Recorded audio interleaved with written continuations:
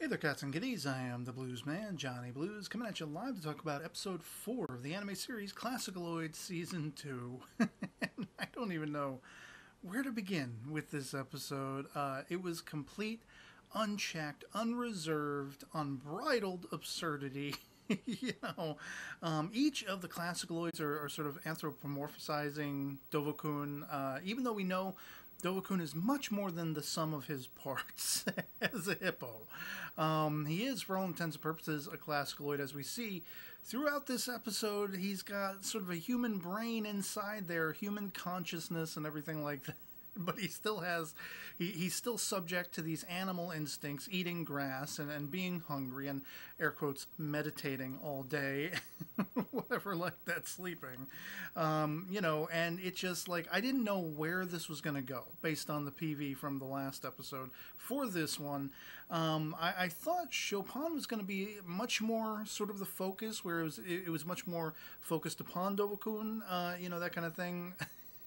And the whole aspect of Chopin's thinking, they are sort of simpatico. They are cut from the same cloth. The fact that they're very similar in mind. They really they don't want to be surrounded by too many people. They want silence. They prefer silence and to be left to their own devices. And this because, of course, he is a shut-in, Chopin, this ClassicaLoid version of him in any case.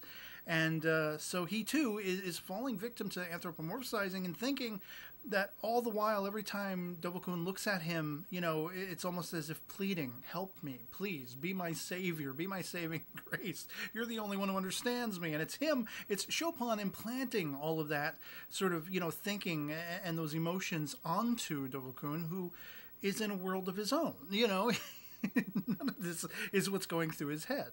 And so I could not have even remotely telegraphed the fact that this would become, like Dovo-kun would become this worshipped figure, like this god among humanity, sort of analogous to like Buddha. You go and you pray to Dovo-kun, you get good luck. You bring things in worship, gifts and things like that, sacrifices, if you will. At least there were no human sacrifices. That probably would have been pushing the envelope a little too far. But people are bringing, food and all different kinds of things, and the ClassicaLoids are loving it. Kanai at first is like, I don't know if we can really accept this stuff. This was all Sosuke's idea once again. A brilliant idea via Sosuke after getting bit on the head by Dovo-kun. And he ends up getting bit on the hand later on as well. But he's the one who concocted this idea to create a YouTube video. I guess first he made a song about having been bitten by Dovo-kun and how it was going to usher in good luck to him and all this kind of stuff. And then he did this, this rap or something like that, this poetry or something, I don't know. And it just more and more and more, it was getting attention, garnering views and such like that. And it went viral when somebody started, saying, hey, I actually prayed to Dovo-kun and I got good luck. My prayers were answered and all this kind of stuff. It gets outlandish, and it just gets worse and worse and worse, bigger and bigger and bigger as the episode goes on, to absolute absurdity, where there are hundreds of thousands of people lined up around the block and coming through the manor house just to bear witness to this god incarnate that is Dovo-kun. And I was just gobsmacked, how it just kept getting worse and worse and worse. They were exploiting this notion to the nth degree, and I just was gobsmacked by it all. I was kind of just watching, mouth agape and I can't believe this it's compounding that much more and more and more. And finally, Chopin is motivated to step in and, air quotes, save Dovo-kun. He summons forth music, and it's this hilarious, every breed of dog song. It sounded kind of like one of Chopin's classics, Petit Chien. Also, I think known as the Minute Waltz, and I don't know if it was an entire sort of remake of that, or if it was just inspired loosely by that.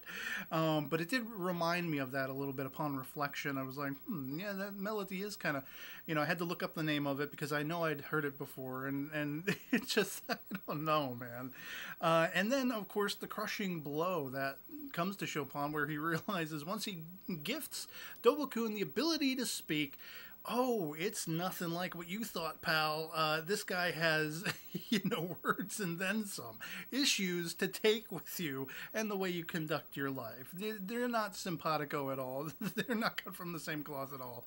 But of course, while Chopin is dismissive and does not want to hear anything that Dovo-kun is telling him at that point, at least Dovo-kun is coming from the tack of like, well, you shouldn't be a shut-in. You shouldn't, spend all your time playing video games. You should get out there. You should get out in the sunlight, at least 10 seconds a day or whatever he said, 10 minutes a day. Get into the sunlight so your body builds the nutrients and the vitamins and all this kind of stuff. He's just like, he's kind of sort of scolding him and schooling him, taking him to task. And so Chopin wants none of this.